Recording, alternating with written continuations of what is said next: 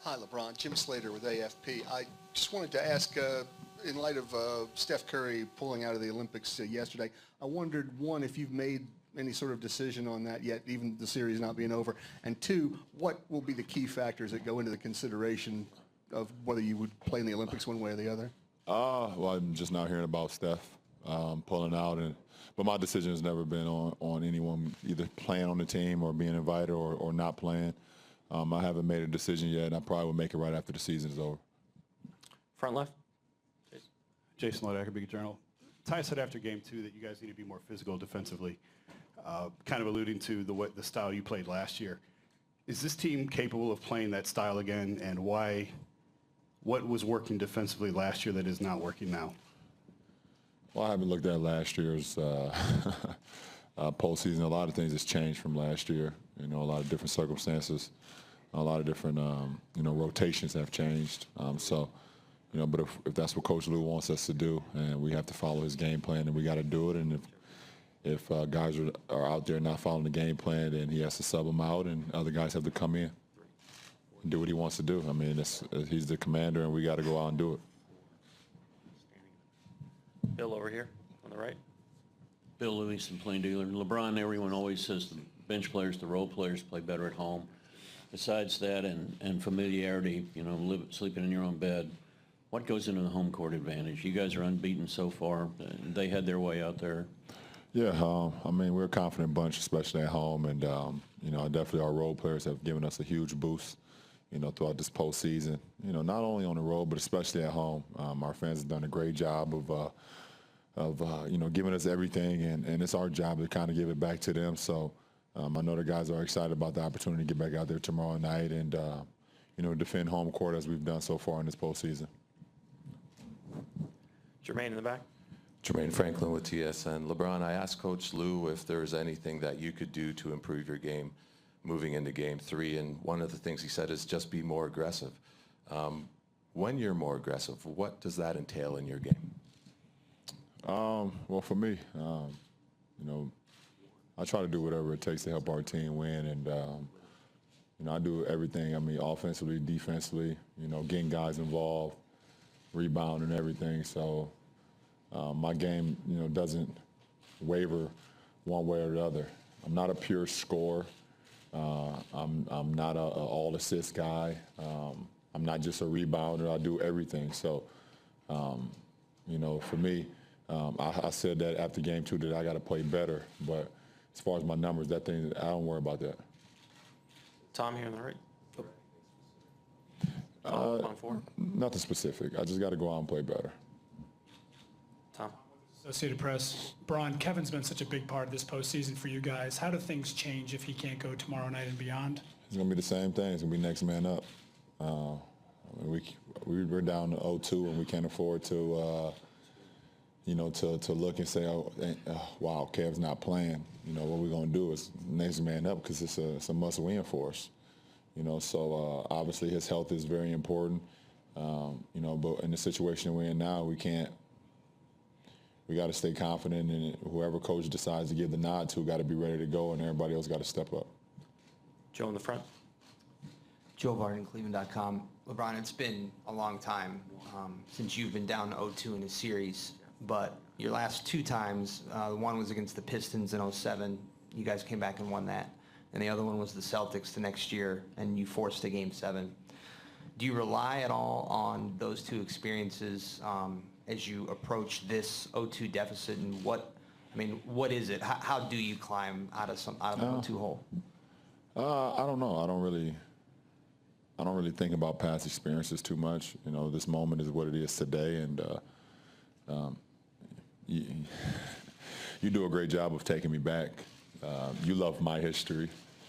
You always take me back and make me go back. One of these days you're going yeah, when I'm done, me and you can talk about the history of it.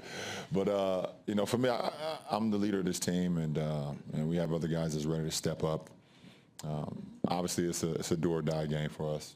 Can't afford to go down 3-0 to any team, and especially a team that's 73-9 in the regular season and playing the type of basketball that they're playing. So it's a do or die game for us, and we understand that. So we're gonna come in with we'll give everything that we got and leave it on the floor. Jeff, right here on the right. LeBron, Jeff Zilgett, USA Today. Do you guys need more three-point makes and attempts? Is it necessary? And what can be done maybe to free up some shots at the three-point line? Well, I think being aggressive, getting into the paint, and then if we can make a couple shots at the rim, which we have not been so successful with in this two-game series so far, then it'll start opening up our guys on the perimeter. So, myself and Kyrie and hopefully Kevin, we can attract some more defenders and get some bodies off some of our shooters. We can, allow those guys to get open. But they've done a great job, and I know it's a game plan of those guys to take away our three-point shooters. They've seen what we've done so far in the postseason. They've done a great job of holding them down so far. Jackie on the left. Yeah, Jackie McMullen, ESPN. LeBron, this is a bit off the beaten path, but I know you made some dietary changes a couple of years ago to make your game better, to slim down. We saw the pictures. What kind of things do you have to avoid, and what's the hardest thing after the game that you reach for that you can't end up having? Well, I think, right now it's not as strict as it's been in the past, but obviously when you get to a point in your career where you know what benefits you more than others, then you're able to, stay away from it. And it's very difficult being in a household with 3 kids where it's a lot of junk food around and things of that nature. So, and they running around and putting it in your face. It's very difficult. And every now and then I'll dab with them a little bit just to either, I don't know, I say make them happy, but it actually is making me happy. What are we talking here? Cheetos, Doritos? I don't want to talk specifics, unless they want to, if I say it, then I got to get a phone call from one of them. Fair enough. Thank you. Chris, back left. Chris Haynes, Cleveland.com.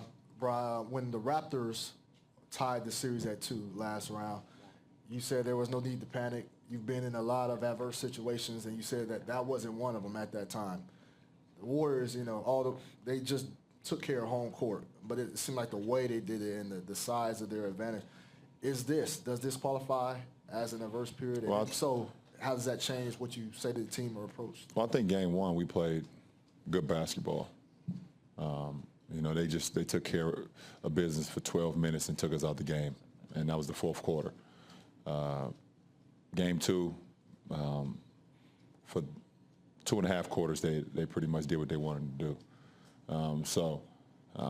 For about 4 quarters of 2 games, they've played some great basketball. They've played as great as I've seen them play. Which is not always. You wish you're not on the other side of that, but I don't think it's an adverse moment. But I would say that we all can sit here and say that there's no way we can go down 3-0. And I'm not a big history guy, even though I love the history of the sport, but I don't like to put myself in it. But coming back home and understanding this is our home floor and we've played some really good basketball, we can't afford to go down 3-0, and especially against this team. So it will be more adversity if we got to that point, which I don't believe we will. Front row in the center.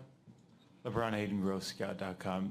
With the way that Golden State plays on offense, do you think if you guys play better on offense, that can help your defense? I mean, just with the rebounds and such? Yeah, of course. If we can score a little bit more, which I believe we will do in Game 3, then it help our defense out a lot too. When you miss versus those guys, it gives them the ability to get out and run, which they're very good at, either from Draymond pushing the break or Iguodala pushing the break or Steph.